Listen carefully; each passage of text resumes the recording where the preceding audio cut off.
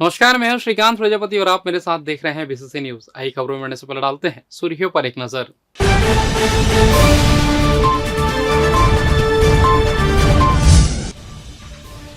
CIMS का collector ने किया निरीक्षण, व्यवस्थाओं को किया जा रहा ठीक। कोचिंग संस्थानों की होगी जांच, कलेक्टर ने दिए निर्देश। हावड़ा मुंबई मेल हादसे का शिकार, 18 डिब्बे उतरे पटरी से। विजन 2047 के लिए सुझाव आमंत्रित, संवाद के जरिए चल रहा अभियान।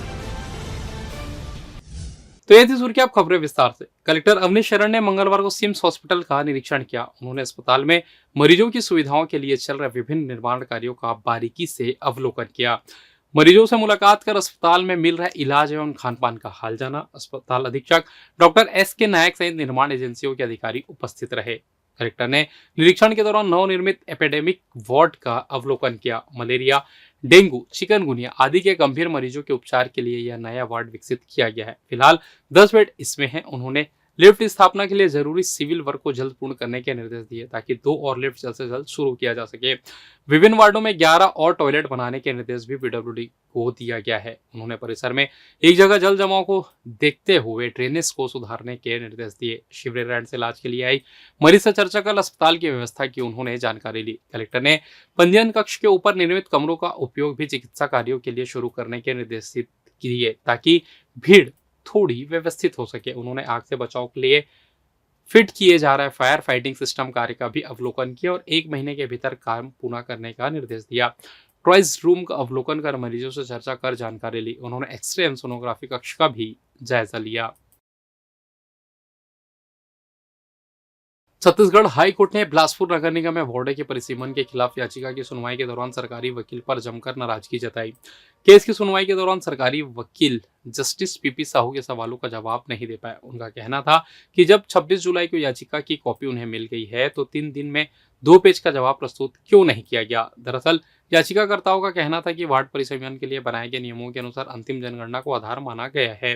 राज्य सरकार ने अपने सर्कुलर में भी परिसीमन के लिए अंतिम जनगणना को आधार माना है। राज्य सरकार ने इसके पहले वर्ष 2014 व 2019 में भी वर्ष 2011 की जनगणना के आधार पर परिसीमन का काम किया है। जब आधार एक ही है तो इस बार क्यों परिसीमन का कार्य किया जा रहा है। याचिका के अनुसार वर्ष 2011 के बाद जनगणना हो ही नहीं तो फिर उसी जनगणना को आधार मानकर तीसरी मर्तबे परिसीमन कराने की जरूरत आखिर क्यों पड़ रही है।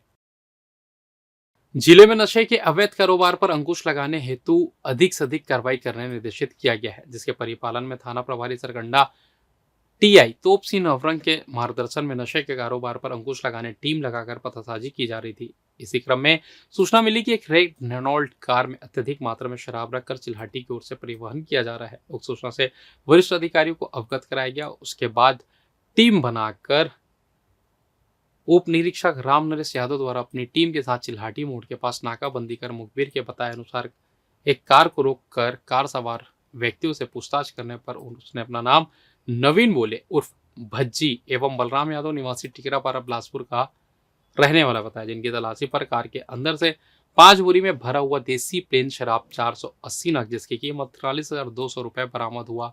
पूछताछ करने पर उसने बताया कि सकरी थाना में पदस्थ आरक्षक नीलकमल सिंह राजपूत ने 45,000 रुपए देकर उससे शराब मंगवाया था। फिलहाल इस घटना के बाद से आरक्षक फरार है। वहीं पुलिस ने बाकी आरोपियों को गिरफ्तार कर आबकारी एक्ट के तहत कार्रवाई कर जेल दाखिल कर दिया है।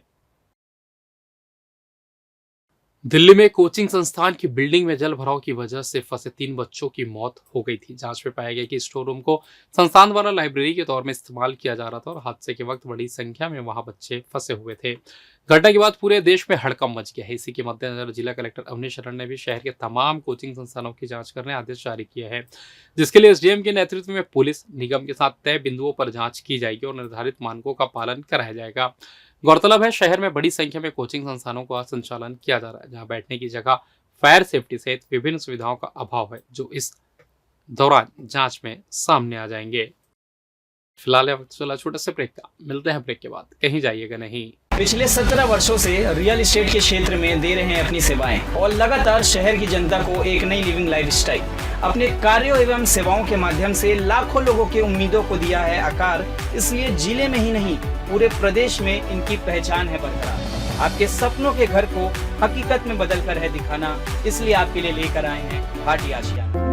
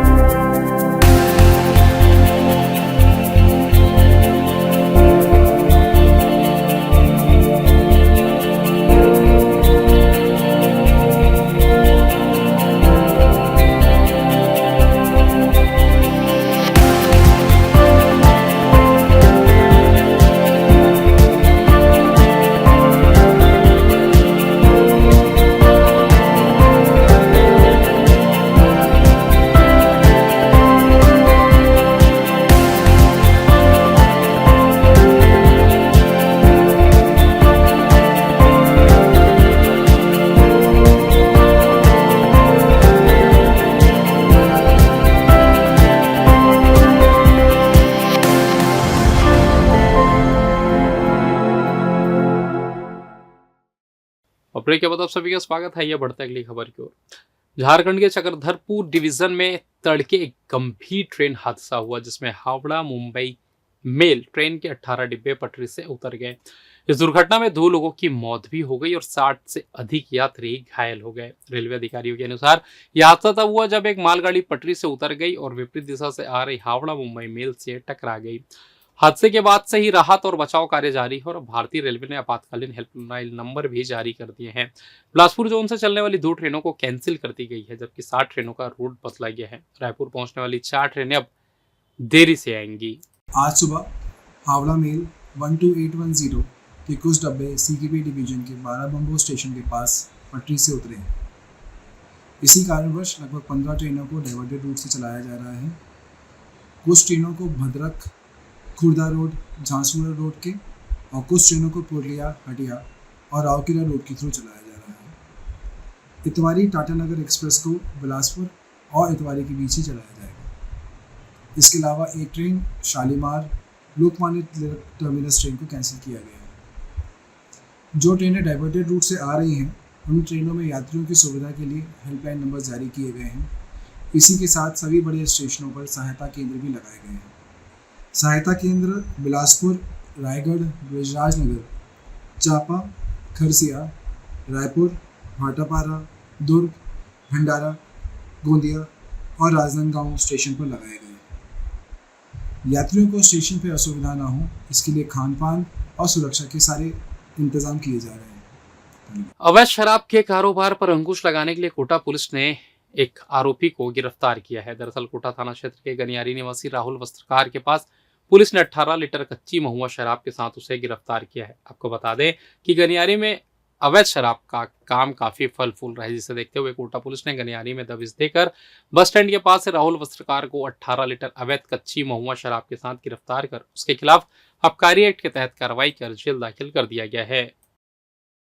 मस्तूरी क्षेत्र में बाइक चोरी के बढ़ते मामलों के बीच पुलिस ने 2 बाइक चोरों को गिरफ्तार किया है, जिनसे 3 चोरी की बाइक को बरामद किया है।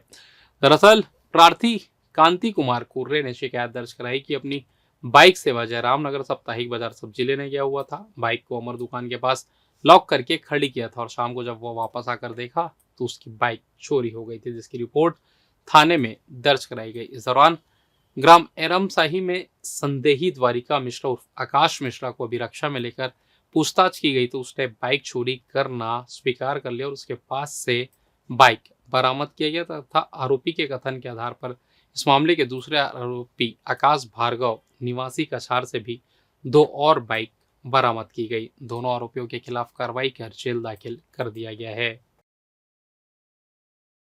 उप मुख्यमंत्री अरुण साव ने कहा है कि छत्तीसगढ़ संभावनाओं का प्रदेश है। जितनी ताकत छत्तीसगढ़ राज्य में है, देश के किसी भी राज्य में इतने संसाधन और क्षमता नहीं है। यदि सुव्यवस्थित योजना बनाकर काम करे तो यह छत्तीसगढ़ राज्य देश का सिरमौर राज्य बन सकता है। बिलासपुर को विश्व स्तरीय शहर बनाने की दिशा में हमारी सरकार ने काम करना शुरू किया है। बिलासपुर छत्तीसगढ़ का दूसरा सबसे बड़ा शहर है। मुख्यमंत्री विष्णुदेव साय के नेतृत्व में अमृतकाल छत्तीसगढ़ विजन डॉक्यूमेंट तैयार करने में छत्तीसगढ़ के एक व्यक्ति से सुझाव लिया जा रहा है।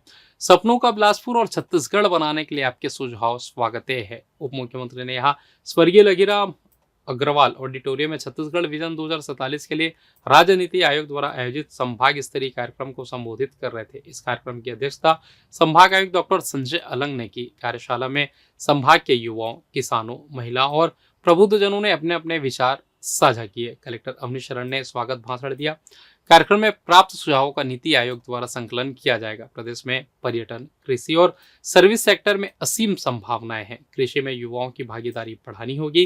कमिश्नर डॉक्टर अलंग ने कहा कि संभाग स्तरीय इस कार्यशाला में निश्चित रूप से अच्छे सुझाव आएंगे, जिससे प्रभावी विजन डॉक्यूमेंट तैयार होगा। कार्यक्रम में संभाग के सभी जिलों से आए युवा, किसान, महिला, बुजुर्ग और प्रबुद्ध जनों ने परिचर्चा में शामिल होकर विकसित छत्तीसगढ़ को लेकर अपने सुझाव दिए। विकसित छत्तीसगढ़ के निर्माण के लिए और हर एक स्तर पर अलग अलग कार्यक्रम आयोजित करके संवाद, परिचर्चा, स्कूल कॉलेज में निबंध प्रतियोगिता भी आयोजित होंगे इसको लेकर कि हम किस तरह से विकसित छत्तीसगढ़ के निर्माण करेंगे।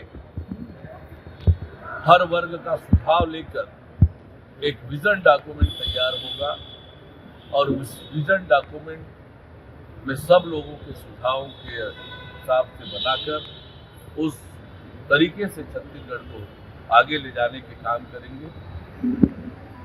जो प्रधानमंत्री माननीय नरेंद्र मोदी जी ने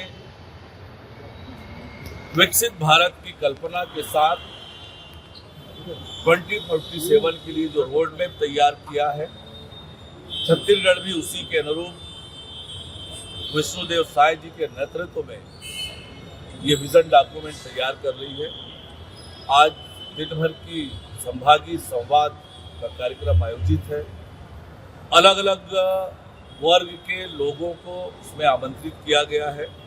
अभी सबके साथ परिचर्चा होगी, उनके विचार आमंत्रित किए जाएंगे और उनका संकलन करके नीति आयोग को वो प्रेषित किया जाएगा। नीति आयोग के सदस्य सचिव यहाँ पर दिन भर मौजूद रहने वाले हैं। तो निश्चित रूप से ये विजन डॉक्यूमेंट तैयार हो रहा है। ये छत्तीसगढ़ के लिए बहुत दूरगामी साबित होने वाला है।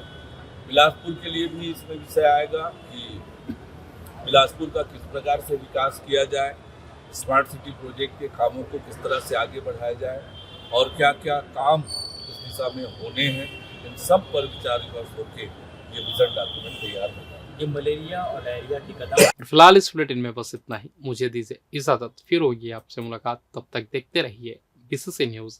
नमस्कार।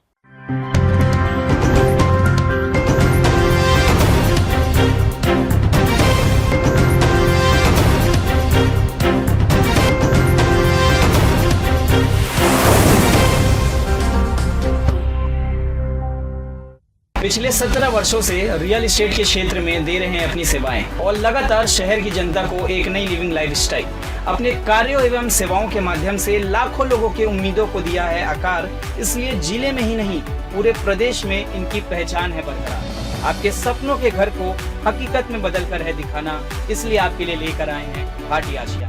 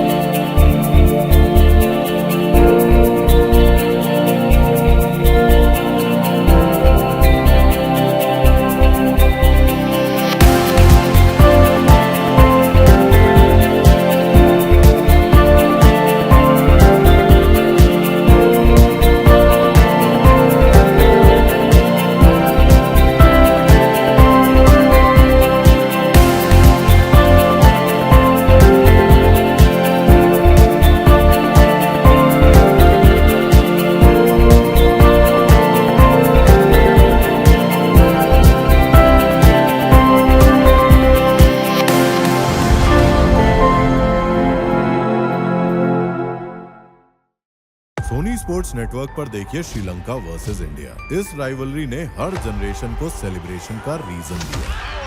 स्माइलिंग असैसिन, मास्टर ब्लास्टर या फिर चेज मास्टर, हर लेजेंड को विटनेस करने का रीजन। अब देखना ये जनरेशन सेलिब्रेशन का कौन सा रीजन देगी। श्रीलंका वर्सेस इंडिया 27 जुलाई से शाम 6 बजे लाइव, सिर्फ सोनी स्पोर्ट्स नेटवर्क पर।